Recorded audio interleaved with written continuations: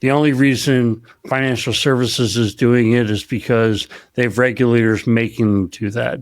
So one, is that true? And, two, like, where is the value? Is it just to be compliant with regulation, or is there something more? Very good question. And I'm thinking now, do I want to answer it positive or the way I already feel? Let's go positive first. So you are absolutely correct. In terms of regulatory just environments, which is across multiple industries, there's a ton of value in user access reviews because it is both a detective and really a corrective type of control. At the end of the day, it's done to say, hey, should Jeff and Jim still maintain this access? And if they shouldn't, let me create an action where I do an attestation and say, nope, I want them out. And then some technology, some tool goes and remove them from that access. And for small, mid-sized companies, it works really well because there's not a lot of bloat in small and mid-sized businesses. The larger the company is, the more job roles of companies were really strong, let's say on RBAC, role-based access control. The more RBAC you use, the larger your access role environment is going to be, the more access certification, user access reviews you have. Once you hit that threshold, now it becomes more of, is there value in this or is it just a checkbox activity?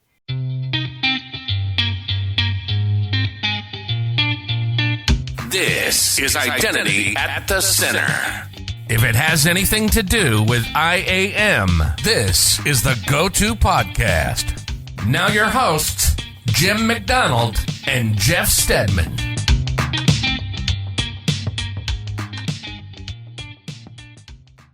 Welcome to the Identity at the Center podcast. I'm Jeff, and that's Jim. Hey, Jim. Hey, Jeff, how are you? Oh, not so bad. Yourself? Doing good. Obviously, we always start every show off with banter. So I was like, okay, what am I going to hit you with this time? And I was kind of thinking back to, one of the areas where I've really been wanting to put together an episode. And the topic is device identity. And so what I did this week on Monday was I launched a poll question on LinkedIn. So it was, in your mind, is device identity the discipline focused on? And then I put a couple of options like a device's role in authentication, the account's local to a device, both, or something else. And it got 55 responses. It got 3 reactions, so basically 3 thumbs up, and it got over 1,200 impressions. So I'm wondering what it was about how I put that poll question together that didn't make it very popular to respond to. Do you think? Did I respond to it? I know I saw it, and then I don't remember if I clicked my answer or not. Well, I don't know. I don't know if you did. I don't have that data point. Well, we'll just say I did because I'm a good partner in crime on this type of stuff. Yeah. So I think with the whole non-human identity topic, right? That's getting all the attention. But then we talk about device identity a lot. And, my perspective has been, I don't really think a device has identity. And I'm starting to change that opinion. So I think within the whole non-human identity realm, you've got workload identities, and then you have device identities. And really, it's this whole, I think at the core of why a device identity is even important is this whole shift of identity is at the center. Identity at the Center, of course, is the name of our podcast. We could take full credit for that from, 6 years ago. But the idea that, firewalls used to basically say, all right, you can either come in or not come in based on IP address and port and things like that. And now they're getting smarter where, they can actually use authentication. And then when you think about zero trust, you're not just talking about the firewall, but you're talking about the infrastructure layers below the firewall. And you're talking about traversing from one network segment to the other. And should you simply do that based on IP address and port? Like, no. Some devices and some identities should have access to certain network segments than others. So to me, there's where we're kind of circling in. but I'm still trying to wrap my brain around this. And I would say basically the community either, is kind of like where I have been, which is like, I don't even know what that definition is, or, there's a mix of answers. I think most people came to a device's role in authentication, which kind of makes sense. Only 5 people out of the 55 said the account's local to a device, which I think is this non-human identity piece. Like 25% said something else. So anyway, I think that there's confusion on the topic out there. And what I want to do is have some podcast episodes where we talk about this and kind of start to solve, or at least put an answer behind it, the official identity at the center answer behind what is device identity. Got it. Well, I just looked it up and I didn't vote, but I just voted now. And I think I tend to think of device identity as the device's role in authentication, because the other options were the account's local to a device. I feel like that's more like local account management or something like that. But I think this is an area where context matters maybe, and who you're talking to, because maybe I'm approaching it as like, okay, well, that's what makes sense to me from an authentication standpoint. Meanwhile, somebody who maybe does like, MDM work all the time, or, endpoint management might be thinking of a different way. I mean, IAM Community is really good at having multiple definitions for the same thing. So you kind of have to know who you're talking to and making sure that you're communicating effectively to make sure you're on the same page. That's, I don't want to one up you, man, but 1,000, impressions. I had 5,000 on one I asked this week.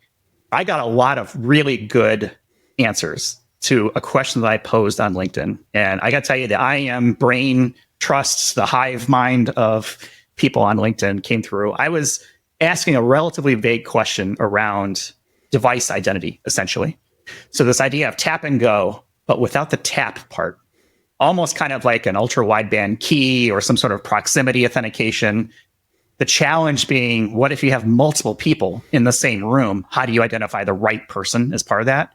And I gotta tell you, after 5,300 impressions and a whole bunch of views and like 30 or some 40 comments so far and counting, I had so many good people like reach out, put their thoughts into it. So there's no way I can reach out to everybody and thank them. So I'm just going to like as many comments as I can. But if you're listening to this and you posted, thank you so much. If you reached out to me on DMs or whatever it may be, I know I've got a couple meetings already set for next week to kind of talk through options, but it's something that, it's, I don't call it a pet project, but it's something that I've been thinking about. I was like, okay, is there an option in this space where tap to go can be just go or be and go or something like that? So shout out to the IAM experts on LinkedIn for taking a look at that and taking the time to respond. So I appreciate that. I think LinkedIn, like any social media platform, has algorithms, right? So you posted that, you started getting comments, LinkedIn picked up, hey, this is a really popular thread. We're going to show it to more people. More people see it, more people comment, becomes viral. Obviously, I posted my poll, and it was not a very popular topic. So maybe we shouldn't have a bunch of, should not have a bunch of episodes on this, but I still think it's something that we need some clarity around. But maybe we should have something on tap and go. Yeah, well, I mean, I don't know what's there yet and what's realistic, because I think some of the caveats I threw out were like, okay, not proprietary. Give me something that's built off open standards. Maybe it's something that we can use FIDO authentication for. Maybe it's something that already exists elsewhere, SAML, OpenID, and maybe just putting the pieces together. But yeah, I mean, this is the great part of running this podcast. Like, I don't have all the answers. You don't have answers. Let's find smart people who do and get them on and ask them about it, because I'm sure other people have, similar or questions or things that they can contribute to. So it's not a race. I'm not, it's not that I got 5 times as many impressions as you. That's not what it's about, Jim. Yeah, you've only said it like 5 times. But hey, by the way, I did one post one time and it got over 10,000 impressions. That's great. I only bring it up because I don't think I've ever had a post that had that much traction. Like, even when I do the podcast weekly, that's, maybe a couple thousand, something like that. That's just people, checking out our new show. So for whatever reason, this idea of non-human identity and more user-friendly passwordless, right? Frictionless or less friction, I should say, from authentication seems to strike a chord. And I'm wondering if we can, let's put something up around that. Yeah. I think we should do a show around it. Absolutely. So, hey, if anybody's listening who has a strong opinion, vendor agnostic strong opinion, reach out to us, questions@idac.com. It'll get to Jeff and I, and we'll try to do something. Or if you're a vendor with a strong opinion, come on, run a sponsored episode and we'll ask you questions about it and get out there. So absolutely. Yeah. We got a couple conferences we're going to be at later this year. One that we're not going to be at, but we do have a discount code for, is the Gartner IAM Summit taking place in London this March 24th and 25th. If you use the code IDAC425, you save, and I'm not sure if it's 425 euros or pounds, you will save 425 of some currency for that region, which is better than nothing for sure. It might be rupees. It could, who knows? Maybe it's, League of Legends gold coins. Who knows? You will save 425 of those. Yeah, it's not 425 Bitcoins. I can tell you that. No. Yeah, if you got 425 Bitcoins, you're probably doing all right. But that's a conference that has been nice enough to extend out a conference code for people to take advantage of. I'll have it it's already on our webpage, idacpodcast.com. I try to keep all of our current discount codes on that. So we've got the Gartner IAM Summit in London, again, March 24th and 25th. One that you and I are very excited to go at, we've talked about a couple times now at this point, is the European Identity and Cloud Conference in Berlin, May 6th through 9th. If you use the code IDAC25MKO, you get 25% off. And so you and I are going to be out in Berlin for a week, roughly. I think we're putting together what some podcasts might look like. And hopefully we'll even have time to actually attend the conference and not just be in a recording room the whole time. Yeah, it's going to be so exciting. I mean, I've never been to Berlin, heard great things about the city. And I've heard great things about this conference. Heard that it's like information, will be coming out of your ears by the end. And I can say the organizers, obviously we've had Martin on the show. He's had us working with this conference team. Marina has been super fantastic about, helping us coordinate our activities while we're there. So yeah, we're going to record a few podcasts on site. And like you said, get to enjoy the conference a little bit. So hopefully we'll get to meet a lot of you there, and the conference code, discount code will help you save a couple bucks. Yeah. And then hot off the presses, we have Identiverse 2025. That is in Las Vegas. So June 3rd to the 6th, if you use the code IDV25-IDAC25, you get 25% off. I know that's a mouthful. Again, the links will be in our show notes. They'll be on our website, and you can check it out there. But that's another one we're looking forward to. We've got some exciting plans that we probably shouldn't announce quite yet until we have things kind of signed, sealed, and figured out I would say delivered, but planned and ready to go. But if you like prior conference activities that we have done, we may be doing something similar at Identiverse. Is that vague enough, Jim? No. Yeah, I don't know if anybody's going to figure it out based on that, but 25's wild, so that 25% off for Identiverse 25, IDV 25-IDAC 25 code. I mean, look, it's if you can get to a conference this year, if you're US based, do it. It's a fun conference too. There's a lot of really smart people that'll be there, and you learn something. So I'm a fan of it. Obviously, hats off to them, and thanks for them for their partnership on it. All right, why don't we turn to our guest, because he's been patiently waiting in the wings here for, over 10 minutes. I promised 5 to 10 minutes, and we're at 12 minutes. Let me welcome to the show Stephen Washington. He's the head of IAM at Discover Financial. Welcome, Stephen. Hey, Jeff, Jim, pleasure to be here. Looking forward to a wonderful show you guys have. Well, thanks so much for taking the time. And it's your first time being on the show, and hopefully not the last. We'll find out at the end if you still like us or not. But tell us about your IAM origin story. How did you get started in IAM? Is it something that you chose, or did it choose you? It chose me. I went to college. I got my degree in computer engineering. I wanted to be the best Java programmer in the world. I'm like, yes, go Java 2 struts all the way. My first job out of college, they said, yeah, you're going to start managing web servers. I'm like, okay. And then they said, you need to manage LDAP directories. Like, LDAP, what is an LDAP? And to this day, I realized how the godfathers of IAM basically was Novell, or the LDAP directories. And I still use, it's called lbe.jar. It's right, it was the greatest LDAP browser utility ever created. I started using it in 2001, and I still have it on my computer today. It can do wonders, and it's a 25 plus year old Java jar file. So I'm not familiar with this. I guess what makes it timeless in your mind that it's held the test of 25 years on your About 2010, I think Softera must have found a way to take it because they had the same exact interface. It was just modern. But the thing about it is you was able to use every feature possible in terms of certificates, and do things that you couldn't do with modern security controls. So I was able to connect to almost any Active Directory domain, Oracle directory. I mean, almost anything. And then I love virtual directories. So I was able to actually use it and kind of play around with, multiple directories all through one proxy, way back in the early 2000s. I remember Softera. I used their LDAP browser as well, but Yeah. probably not to the level you were. I was looking at maybe one or two 80 domains, and then I think I was using it all for also maybe some SQL stuff. I don't remember, but I was definitely not a pro with it. But you mentioned the word Softera. I was like, oh, I just had a flashback. No, and I mean, that interface was exactly the same thing. It's just that this was, matter of fact, it was Java Swing, user interface. So it was old school. So tell me about your role as the head of IAM at Discover Financial. What does that mean? Tell me, what does your day-to-day look like? Managing the largest team in cybersecurity at Discover, because as you all know well, IAM has the most challenges and also the most opportunities. But we are deployment, and I tend to call IAM cyber adjacent. Some people like it when I do, some people don't.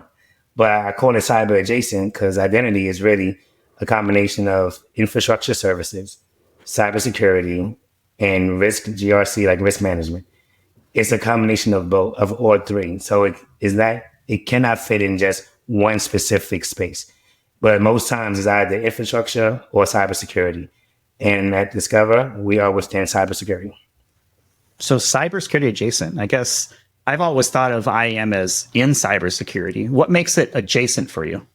So if you think about all the major utilities, the IGAs, the IDMs, the vaulting solutions, they all are basically shared services, which means they have a large component, which is infrastructure based. And if you think about it, there's more focus on resiliency, operational overhead, consumption, and those are all infrastructure services. When you think about cybersecurity, you're not thinking about that. You're thinking about sometimes, governance, risk, you're thinking about, security, incident response, detect, response. Those are kind of the areas of cybersecurity that most people think about. But identity is kind of like that mixture of, it has more products within it. So managing a product lifecycle, you are already doing more infrastructure-based services than strictly cyber. I was looking through your LinkedIn profile, doing a little sleuthing and saying, hey, who is this guy, Steven? I noticed you've spent some time consulting, and we have a lot of consultants. Jim and I are consultants ourselves, that are listening. And I'm curious, what are some of the things that prepared you for your role? Because you also did work at Freddie Mac and you're with Discover now, but what are some of the things that you did as a consultant that really kind of prepared you for roles, we'll call it in industry, right? Or civilian life is maybe I might call it. No, I have a really good story about that. I actually went from engineer, developer, architect, but I wanted to learn more about, how to run a business. So if you look at it, my pathway went from big pharma, big retail, then I jumped to a startup. After the startup, I spent a few years there, and I understood how to run a business when there's less than 10 employees. You have to basically wear every hat when there's less than 10 employees. But then I went to Deloitte after that because I said, okay, I know how to run a business. I'm learning it. But how do I articulate what it is that we need? Like, how do I get people to yes? My biggest mantra is, I'm going to get you to yes. People say no by default. So as a consultant, the job is to understand how to do PowerPoints, how to do decks, and how to communicate the vision, the operating model to the right audience. That's the most important part, is to the right audience. And when you focus on that, you can basically sell anything. And I leverage that because now in financial services, everyone wants to say no. It's just, I mean, it's corporate America. It's easier to say no than to say yes. So I get them to yes by doing one thing. If you tell me no, I say why, you give me data, I'll go back, use my consulting hat, and craft another or a better story to come back to you and say, well, you said no because of ABC. I solved for that, and then here's more data. Now, do you say yes? And at some point in time, that iterative process, they're either going to say yes or say, Steven, get the hell out of here. So stop bothering me. Here you go. Just get it done. One more question I want to ask you. I know we're going to talk about like user access reviews and maybe get some of that. But so there's a lot of people that I've noticed wanting to get into IAM. What would be a word of advice that you have for people who are looking to get into IAM as just the start of their journey, or maybe they're looking to pivot into IAM from some other field? That is one of my favorite questions, Jeff. Let me tell you why. It's you can learn almost every other aspect of cybersecurity through a class, through a course, through some training, but you cannot learn IAM through a singular entity at all. You have to be broad in your skills to do IAM. You have to know a little bit of, operating systems. You have to know about directories. You have to know about networking. You have to know about firewalls. I mean, especially today, everything is cloud-based. If you don't understand simple proxy, reverse proxy, how to open up a port, you're not going to do well here. Even things as simple as IDP configurations. Now from cloud to cloud, SaaS to SaaS, you have to be well-versed in everything. So one of my favorite sayings is, jack of all trades, master of none, but oftentimes better than a master of one. That creates an IAM professional. You have to know a lot about a lot, but you don't got to be super deep in any one thing to be amazing in this field. Yeah, I really love that answer. I think what I would add to it is you mentioned a lot of the technical skills you need, but you also need to have business skills. You need to know things about human resources and how the business works. You have to at least be geared toward that to be really great at IAM. I also thought it was funny when you're talking about consulting, you brought it back to how do you sell things? But how do you sell an idea? So that is pretty funny. And as Jeff mentioned, I'm going to drag you down the route of talking about user access reviews. But before that, when we were talking in the beginning of the show about the idea around device identity, it almost looked like you wanted to jump right into the conversation at that point. So I was wondering, did I see that right? And is there anything that you wanted to say or that you were chomping at the bit to say? Absolutely. I said, this is their show, so let me be quiet and stay on mute until my time is up. However, now that I can talk and I have the floor, I'll take it. When I think of device identity, it's so important when you think about every device we have. I mean, in my house alone, there's probably 6, 7 Alexas, 8, 10 Series. I mean, every device has some type of access management component to it. But I like what you said, Jeff, about when you think of it, you think about the authentication piece. But what folks don't realize is every device is doing a form of authentication. A lot of it is sometimes anonymous. A lot of it is some form of PKI, but is doing something or phoning home. And that's the part where it's tricky because most cyber professionals don't even use those, home utilities. Like they say, Alexa is disabled, everything else. But in general, Jim, I think it's just device identities is we need to find a way to actually manage the life cycle, just like we do human accounts and non-human accounts. And it's going to get to a point sooner than later where we just have objects, identity objects. Everything is looked at through the lens of identity. And ironically, I'm going to use your pun, but yes, identity is at the center of everything. I mean, identity is the front door. And when I say it's to a house, identity is the front door. But also, when you go to each room, each lock on the door is another layer of identity. And then over time, we get to the point where as you in your kitchen and just hanging around, you're going to have something doing a check on, should you still be here? And is this still your home, which is a deeper layer of identity. So it's definitely at the center. Yeah, it's crazy. You hear identity is the new perimeter, and then someone will say the next sentence, identity is at the center. So it's like identity is everywhere. Identity is the whole kit and caboodle. That could have been the name of the podcast. That's too long for a URL. So just keep it at IDAC podcast. You can use a tiny URL, Jeff. You can use a tiny URL, sir. Oh. So security people don't like tiny URLs because you don't know where you're clicking on. We found that out early on where it was like, all right, we had, I think, a sponsor gave us a tiny URL. And I got so many emails about, skewered. Hey, yeah, you should not use tiny URLs. Like, I understand. I get it. Okay. Yeah. Okay, here's a QR code. Okay, let's talk about user access reviews, or what I've traditionally called recertification.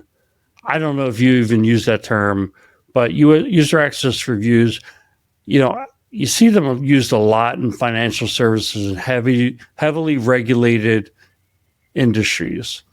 I'd say 5-10 years ago, outside of heavily regulated industries, people question, should I even do this thing, right? The only reason financial services is doing it is because they have regulators making them do that. So one, is that true?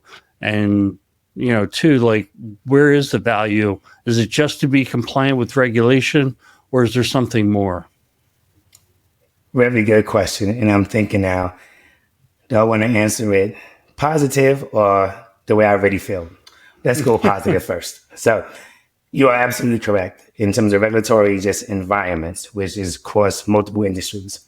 There's a ton of value in user access reviews because it is both a detective and really a corrective type of control. At the end of the day, it's done to say, hey, should Jeff and Jim still maintain this access? And if they shouldn't, let me create an action where I do an attestation and say, nope, I want them out. And then some technology, some tool goes and remove them from that access. And for small, mid-sized companies, it works really well because there's not a lot of bloat in small and mid-sized businesses.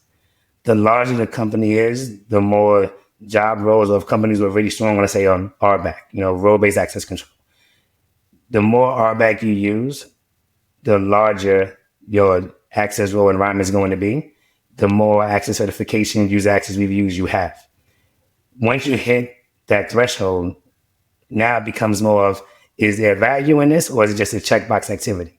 So I have a person, or I have people in multiple companies that they have to attest or certify over 1,000, 2,000 users. And sometimes it's twice a year, sometimes it's once a year. Certain things like privileged access, maybe every quarter, depending on the standards or the requirements of the company. When you have to do something this frequently, if the user interface isn't smart, most people tend to just do a checkbox activity. They say, you know what, we're just going to blindly check it all because I don't have the time, the bandwidth, or the understanding of what's needed. And when you think about that, or kind of, extrapolate that out, if that's being done, let's say 50% of the time, where's the value in it? But the value does come from the auditors, the regulators, because that's something that they can say, how do I trust that you're doing something? Something is always better than nothing. I mean, we can all agree to that. But at least I have a name associated to a decision. And that's probably the biggest value of user access reviews is you have a named resource making a decision on access. Regardless of how they made that decision, that certification is important and that's needed because for a regulatory body, they can say, okay, 99% of these folks attested in the positive. Great. 1% they're not. But all the access has been certified. I can take that and support any action or decision the company needs to make. So that's the value in that just overall. So you're kind enough and diplomatic enough to take the positive side. I'm going to take it down the negative side a little bit and see if you agree with me. Are user access reviews a reaction to poor lifecycle management? Meaning we have to do user access reviews because we just don't do a good job of cleaning up accounts and accesses that shouldn't be there after they're no longer needed. I did not know that question was coming, but I would say that that's a perfect segue to what my vision is in terms of what I've been designing for user access reviews. You are absolutely correct, Jeff. And I'll take it a step further. The way that I think about this is the reason why they exist in general is because not only in lifecycle management, is really the access chain. It's how do I know that Jeff is using his access? So if you really think about it, like, let's give an example. If I say, hey, Jim, you have access to application A, but I modified my standards, my requirements to say a user should only have access to an application for 30 days. After 30 days, the access is automatically removed. That means that Jim accessed the application day 1, he gets in just fine. On day 32, he tries to access it, it says access denied. But so that alone is great, but then it becomes a really poor user experience because now Jim has to go through a whole access request again. No one wants that. But in terms of, we're in 2025. We have so many tools out there that are great. So let's add some orchestration, some IDPs into it, and say on day 32, Jim goes to the application. The IDP says, nope, you don't have the right claim, the right access. However, it makes a call. Was Jim approved to have this access previously? If that answer is yes, then it can actually go ahead and give Jim the access again because the standard states it's only going to be good for 30 days. Because of that, that process makes it a great user experience. Jim doesn't have to lose his access, but there's no standing permissions. Jim doesn't have the access more than he's needed. And if there's a need for a certification, then it's probably going to be empty because most people don't use applications, day in and day out. They really don't. I think even an HR tool like a Workday, which is, really generic, almost every company has it. You use it maybe to do your goals or a check-in, right? Like you're not using tools all the time.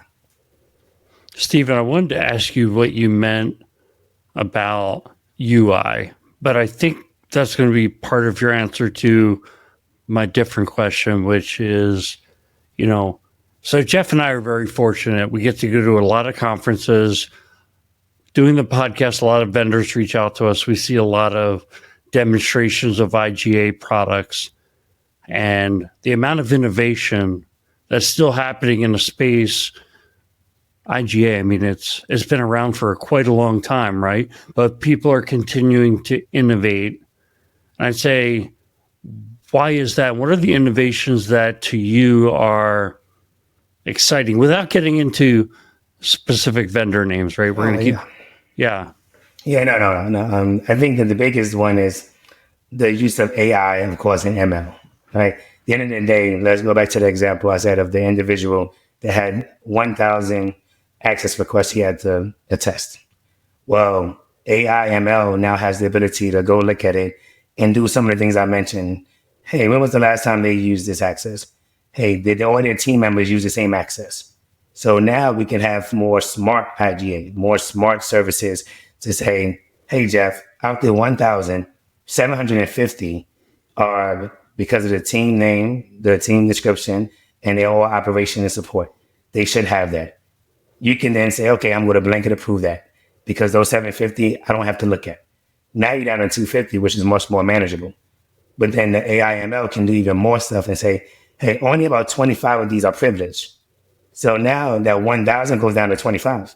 And what you're doing now, hopefully, is saying, let me, you use a fine tooth comb and go through those 25 each and hopefully remove access that shouldn't exist or just say, yes, they all should be maintained. So that's really where the innovation is coming from, Jim. Yeah, I think that's a huge innovation is the AI. I also see backend changes that are happening where it's like no longer are these IGA systems running on a relational SQL database, right? They're running big data platforms and allowing organizations to identify what is identity data to them, what is risk data to them, or data that can be part of the risk story. So if you start to say, what am I using, but what am I not using that is of relevance, right? So if I don't look at the cafeteria menu, are you going to take the cafeteria menu away from me? Like, what's the point? It's zero value. The value is I've got a very powerful role in a very important, risky system. Now let's challenge on something like that. Well, I've got to be able to draw the connectivity to that risk level, and that might be very specific to my organization. So I would say this, no. I would say this, Jim. I look at this really well around. I love the construct of an identity data lake, and what I mean by that is we need to basically put all our identity data, access management data, access role data, request data, access chaining data, and you're right. SQL databases aren't always the best for that. Some of the new graph kind of DBs are really good, but the whole point of this is now, if I have to do something like give to a regulator or an auditor, they say, hey, Steve, I want to know all the access that was provisioned for this application over the last 6 months. Well, right now, I'm going through my tools and extracting reports and doing some pivot tables or some VLOOKUPs. That's a lot of work. If we have all this in like a data lake, I can easily create a query to pull that data, but now I can also align and correlate it to an access request number. Let's say a ServiceNow request. And then they can actually see that it was actually done, and they can give the reason and the description all in place. So using that data from, let's say, a data lake, you can now pull from not only the access request data, the lifecycle management data, any privilege access, as well as any pre-existing certification data. All that is now combined in one location where you can do easy queries to extract that and make better fine-grained decisions on the actual real data. Yeah.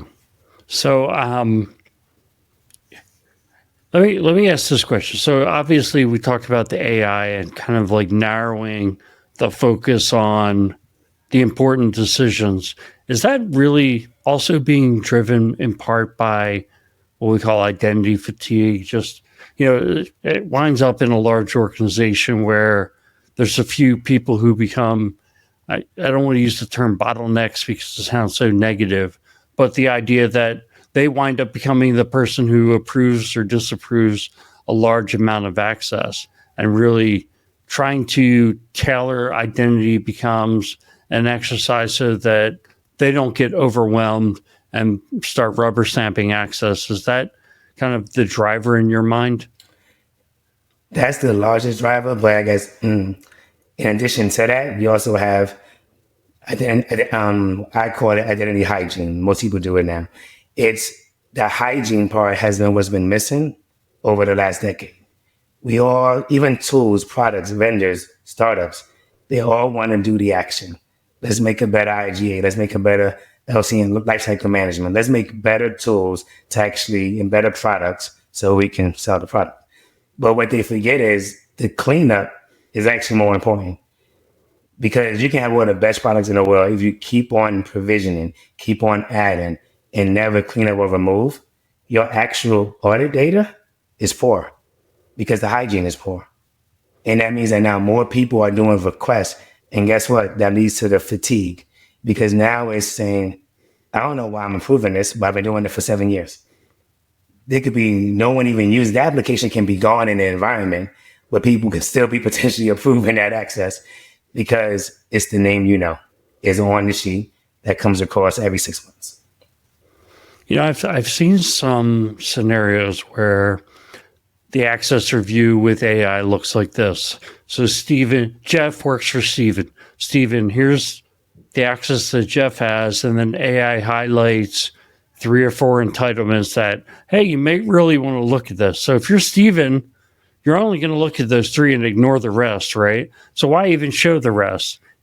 Is it because some organizations just say, hey, we have to check this box from a regulation and compliance standpoint, so we're going to show all 25. We all probably agree it's only the 3 that matter. And I know I'm asking a super generalized question. It probably depends a little bit on the situation. But do you feel like that's something that regulators are going to push back on and say, no, sorry, the rule says you got to review the access, so you need to look at all 25, and you can use AI to kind of point people, but you can't eliminate 22 of them? So, really good question, and I have a great answer for that. If you think about this, Jim, if you didn't change anything in the organization and you brought in a tool to do that, that would not pass an audit exam. it will not pass a regulatory exam.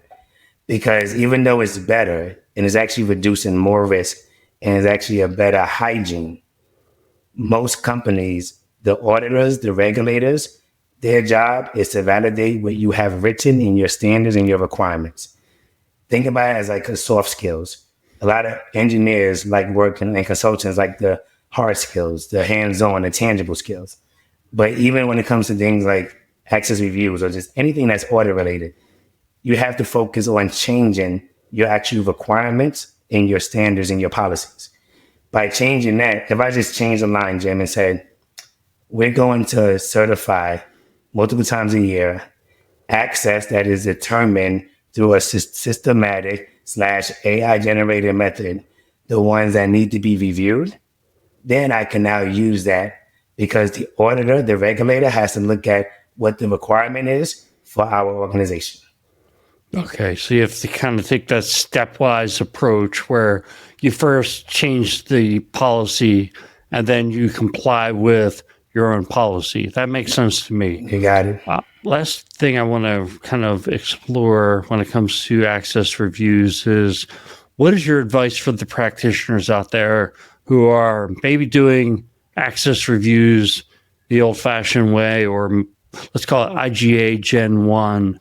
Are we really now at IGA Gen 2? Do you think if I wait a couple of years, it's going to be dramatically better and I should sit around and, watch what happens in the market? Or, what are your thoughts? You know what? I would say this. I would say the last conference I went to a few months ago, there was 2 complete rows of just IGA startups and vendors.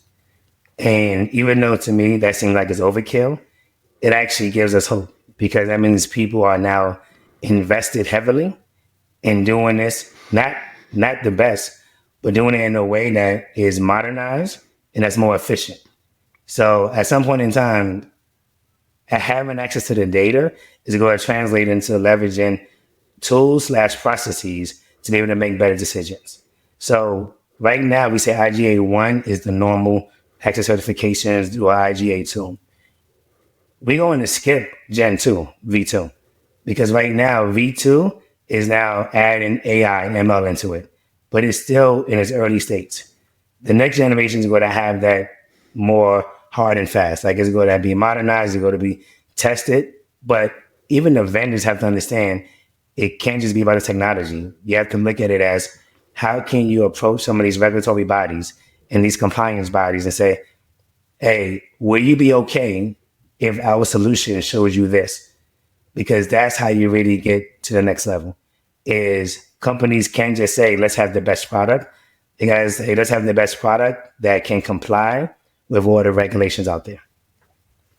Well, I think the best product is what you can afford also. I think there's an underserved market for IGA where you've got the big behemoths, and we all know who those people are, those companies.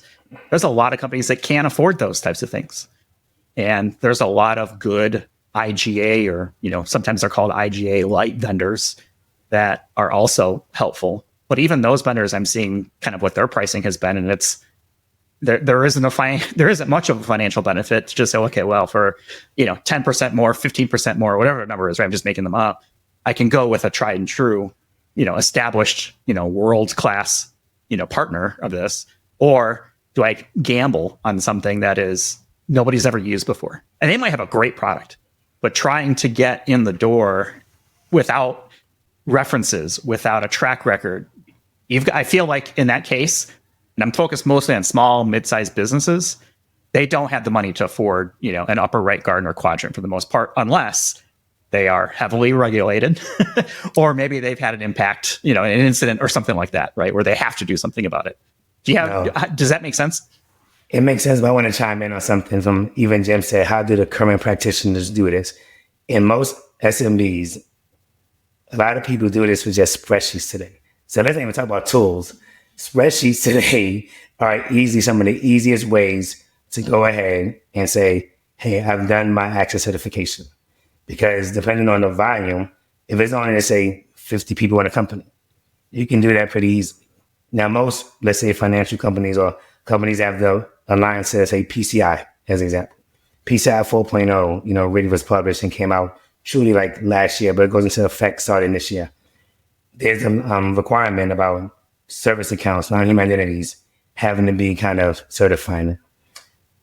Most IGA tools today don't really do service account or non-human identities well. Like they're not, because it's not as simple as just pulling from an existing, lifecycle management tool and just showing on the screen, hey, accounts, entitlements. So because at PCI 4, more companies are trying to now get into service accounts or non-human identities certifications. And it's driven because now PCI is saying you have to do this. So sometimes the regulations and the regulators kind of help lead and define where the industry is going. And that's a very positive thing. That's a great point. Yeah, I mean, there's a lot to unpack there. And I think I want to try and take advantage of your big brain when it comes to this stuff. So we have a listener out in the western part of the US, Bert. And he and I were trading a couple of messages on LinkedIn. And he wanted us to do a podcast on how in-scope companies can comply with NYDFS. And I'll explain in a second. Because one of their IAM requirements is periodically, but at a minimum annually, review all user access privileges and remove or disable accounts and access that are no longer necessary. So first of all, let me explain NYDFS because we have people around the world and people not be familiar with that. NYDFS is the New York Department of Financial Services, and they have a cybersecurity requirement for financial services companies that operate in the state of New York, where they have to have a cybersecurity program and certain controls to, maintain confidentiality, integrity, availability, right? All those types of stuff. And of course, if there's cybersecurity regulation, there are IAM components. And one of those is this idea of doing user access reviews. So I want to bring this back to you because obviously, this is something that's probably near and dear to your heart is, can you talk about NYDFS and specifically the user access review component of that? How should financial services firms be looking at how to comply with that? What should we be looking at? What should we be certifying? What should we not be certifying? And are there any gotchas or things or tips and tricks that you might have?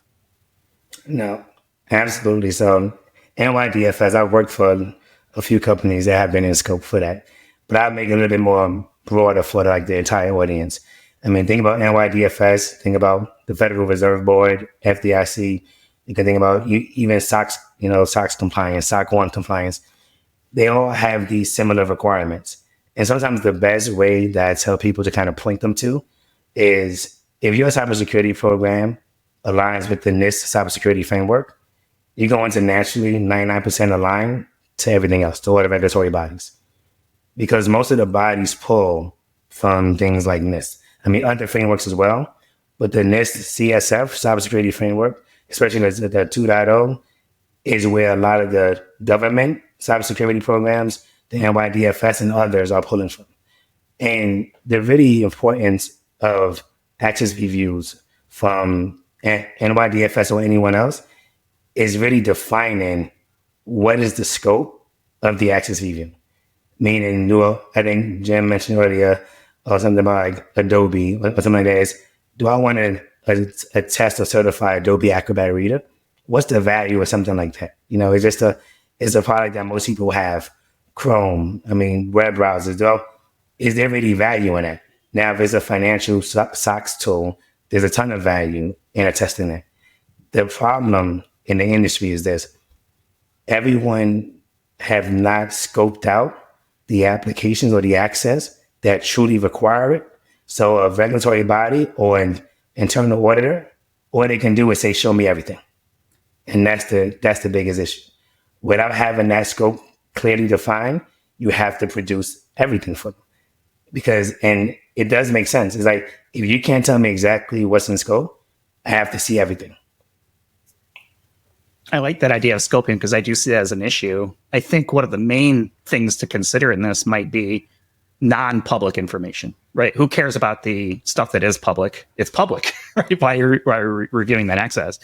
But I think one of the areas that maybe helps fine-tune, right, what you should be looking at are what are the things that are not public? And then from the non-public information, what are things that do carry the risk factors that might be associated with either data breach or maybe it's transmission of that data, obviously customer data, or things like that. I love that idea of getting your scope right. Because if you don't have the scope right, it's like you said before, my experience, auditors, they're just checking what you said you're going to do. And if you haven't written your policy or your standard or whatever it is that you do, to articulate that, and you leave it open to interpretation, that's where you get into trouble. So I think if you craft very well-defined policy standards and processes around what are we looking at, and try to leave as few argument points as possible that someone can go against, you'll be in a much better position. Does that make sense? No, it makes a lot of sense. And even more so, there is so much value in taking the time to architect and design the processes for a program, for an identity program. And what I mean by that is I'm teaching my own organization, my team. Don't just look for technology to solve the problem. Create a process that you want to solve for. And then you can look to see, do you need technology or do you just need, people? Like, not everything is solved by having just the biggest hammer, and but we bought IGA. It's going to solve all our problems. If that was the case, the world would be in a better place, and I won't have to talk to any regulators or auditors in my life. Unfortunately, even they don't like automation. I mean, we all love talking about automation, and we got scripting languages, and we can do all these wonderful things. Even when you give it to them, they'll say, the next question is, well, how do I know this is complete and accurate? And it's like, oh. So the end of the day is trying to be fancy with the regulators and the auditors does not work. It's simply giving them your scope and saying, this is what we're doing for our scope. Now, they could always argue other points, right? You should be looking to start thinking, okay, well, that's a different discussion. Now it's not what we're looking at, is what else should we be looking at, which is probably a better position to be in, I guess. I've had to write management responses in the past. They're not fun. Oh, no, they are not at all. At some point, the world and the industry and everyone is going to start shifting to automation and AI and all these, cool tools that are still relatively cutting edge for a lot of organizations. And auditors are going to be like, the policy or the configuration is going to be like, all right, well, we do this through our IGA platform and it's all automated. At some point, the auditors are probably going to ask more questions around how is the product configured? What are the configurations or policies that you've set up within the actual tools? Do you have any thoughts or guidance on how you might want to address that in the future for people who are listening? Yeah, one of the first things is you have to make sure that you train your auditors. And I know that sounds kind of funny, but at the end of the day, it's absolutely true. it's so true. It's how much time do you want to spend every cycle teaching them about what you're doing? But even things, we all know that a policy-based access control is probably the best thing. But it is so challenging and difficult to get to policy-based access control, no matter what tools exist, no matter how much you try, because RBAC is just easier. RBAC is just easy. Even attribute-based access control, ABAC, even ABAC is a little bit easier. But when it comes to policy-based, that is where it's going. And once we can tie together that a policy is almost its own requirement, and that requirement can be tied to a standard, then the auditors can actually start to take that, because they can easily correlate and tick and tie. This policy here is referenced in this standard or policy, and I can actually control and validate that myself. So we need to get there. And the only way the automation is going to work is if we actually get to the point where they can trust the policy. But that also requires a lot of training and teaching to let them know how this actually works. It's interesting you said RBAC and ABAC are easier. I think they're easier to explain to people, to actually be successful in managing them to get the results that you want. I don't know that it's easier. Yeah, no, I would agree with that. I would say that it's the name, like everyone understands RBAC.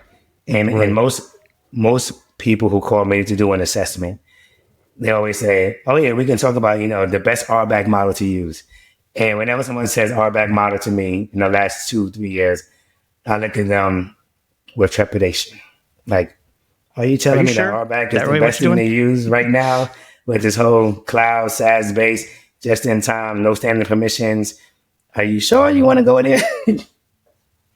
it's hard. I think there's a lot of companies who wish they were RBAC, and there's a lot of companies that are RBAC and wish maybe they hadn't gone down the RBAC route. It's 100%. difficult to do. It's why I typically will encourage organizations that are starting down that road to maybe focus on attribute-based access control, because I feel it's a little bit more of a hill versus a mountain. It still requires good data, right? And the idea is like through any of these back models, whatever they are, is you still need data to drive that. And I feel like most organizations, even if it's just basic attribute-based access control, is the person an employee or not? That might be as granular as you can get based on the data, but hey, at least it's something. And you start working with your business partners on the HR side, right? Hey, if we got this data, we could do this thing, right? And I think it's funny you mentioned training auditors. And I think that is the importance of establishing relationships with other groups, right? If you have a good relationship with your auditors, they can be advocates for you. I think a lot of times they come in as the enemy to some degree.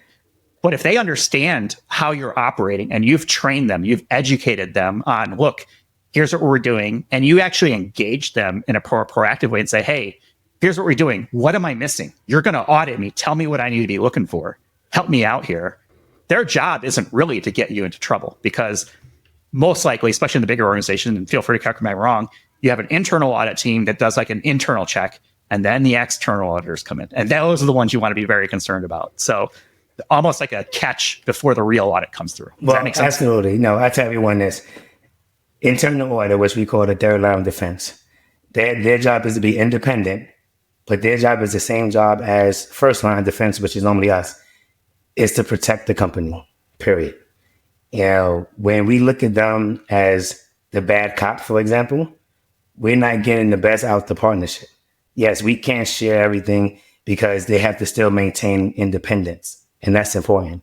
Now, the external auditors just come in with industry best practices in the checkbox and say, we need to say, are you doing A, B, C, D, E, and F?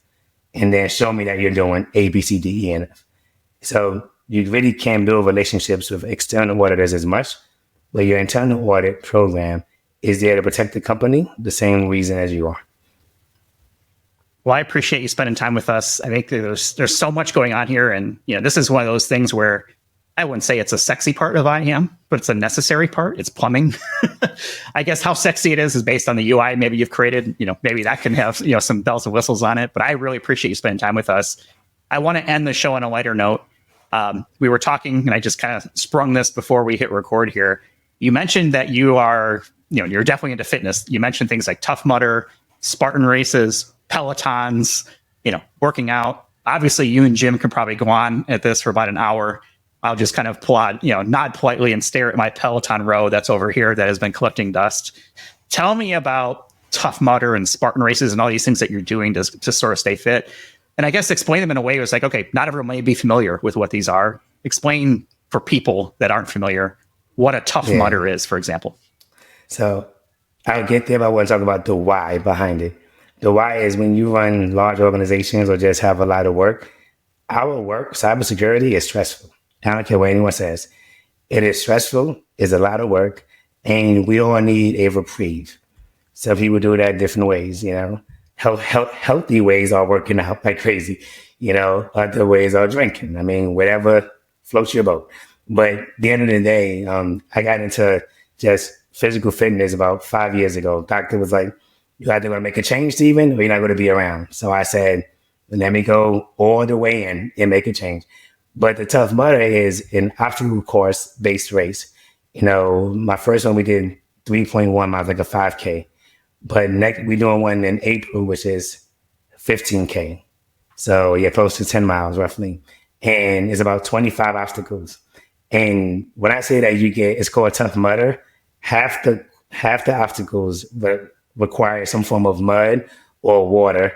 But when you already have mud and you go into a pool of water, it will become muddy. But it's fun because it's not just a race. You got to work as a team, as a group. And I think the reason I love it so much is that it's about 10 to 15 of us who do it together. And it's not about who can win, because some of the races or some of the obstacles, you have to use 3-4 people to form a base. Then 2 people have to climb on top of them. Then the one person has to climb on top of all of them. And then you got to then pull each one up as well. So it really is more teamwork and building that camaraderie. And most of my workout partners, we all met during COVID on Peloton. So during COVID, no one was at gyms, and we just used the Peloton as a way to engage, interact. We had, Facebook groups, and we said when it was over, hey, let's meet up in real life and do some physical activities. I love that. And you mentioned you've got the whole Peloton armada between the row, the bike, the tread. Which is your favorite of those three? Because I've only used the bike and the row.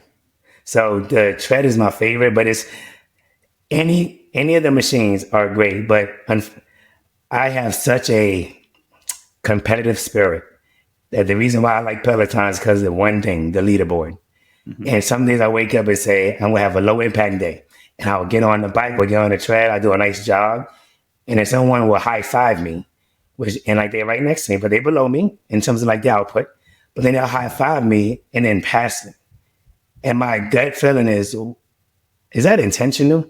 I'm trying to That was chill. like the peace, dude. I'm going to fly past you. I'm trying to chill. So when I see that, Jeff, it's like, here we go now. Turn everything up, take the shirt off, and now I'm just running. Now I was like, okay, let me get to the 6-minute mile, and let me see how long I can hold this, and we out. So, yeah. I love that. What is your favorite and least favorite Tough Mudder obstacle? The ice bucket or the ice pool is probably my least favorite. Okay, what is that? Yeah. So we had the ice bucket challenge from a few years ago, where basically a bucket of ice, or even going to ice bath. It's basically 2 ice baths put together, and you got to go underneath 2 walls, all inside of the ice bath. So you literally got to climb inside and then go under the water. So it's all ice now, and then you got to come up and then go under it again and come up. And this is normally at the end of the race. So you're already muddy. I mean, so some people say, well, it's cleaning you up. No, it is still. I can think of better ways to get clean. Sub-0 degrees. And what happens right after that is the electrical shock. So it's a whole lot of strings of just electrified, tape.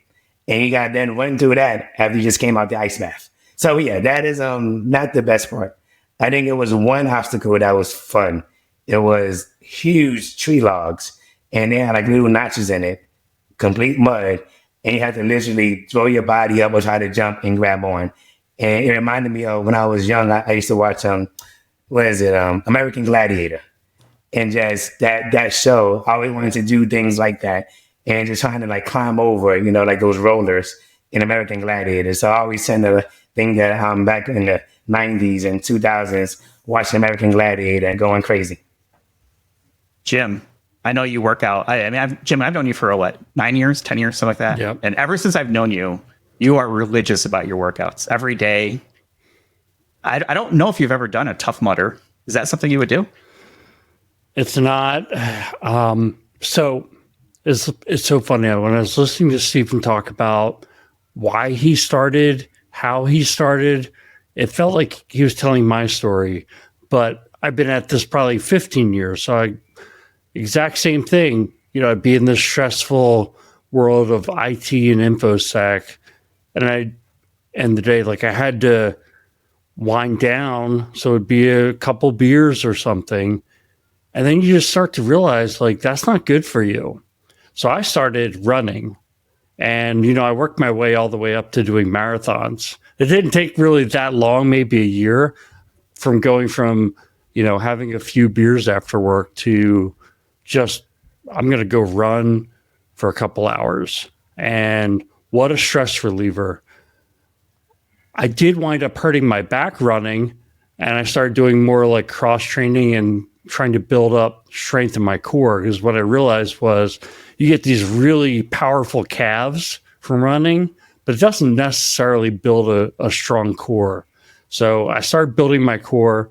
That led to more or less bodybuilding style workouts. And I love being strong. I love seeing muscle in my body. It makes me eat better. And I truly used to do it because I liked looking better, made me feel better about myself. Now I just do it because it's my stress relief. It's my outlet. And I don't know how I would deal with stress without it. So yeah, it's a very similar story to Steven, but why I couldn't see myself doing like Tough Mudder or something similar is like in my old age, I've kind of realized like I can only do what I do if I don't get hurt.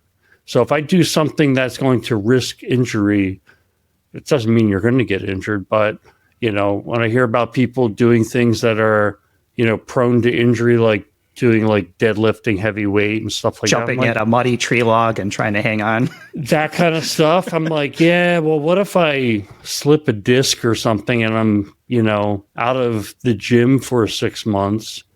I'm not going to do that. So, yeah, it's like super risk averse, but that's kind of the reason I don't do things that are risky like that.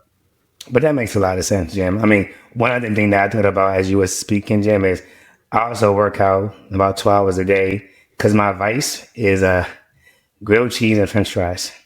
So in order for me to maintain when I'm traveling, to have some fries when I want to, I need to make sure that I work out. But my 19-year-old daughter says this about me. She says, my dad has two extremes.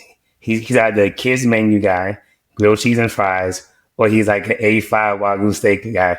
And I said, I mean, she's not wrong, but it's just like, I can go eat at any restaurant, there's a kids menu, or I can go to a nice steakhouse and enjoy myself as well.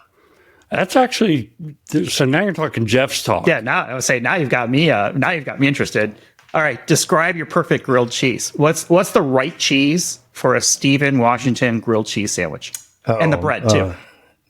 So sourdough bread, first and foremost. I'm with you. It has to be sourdough. Right. Mm-hmm. And now no cheese looks better than American. However, as we get older, I realize American probably isn't really cheese, but I'm saying that for a different show. Okay. So, cheddar, white cheddar. I also like Gouda.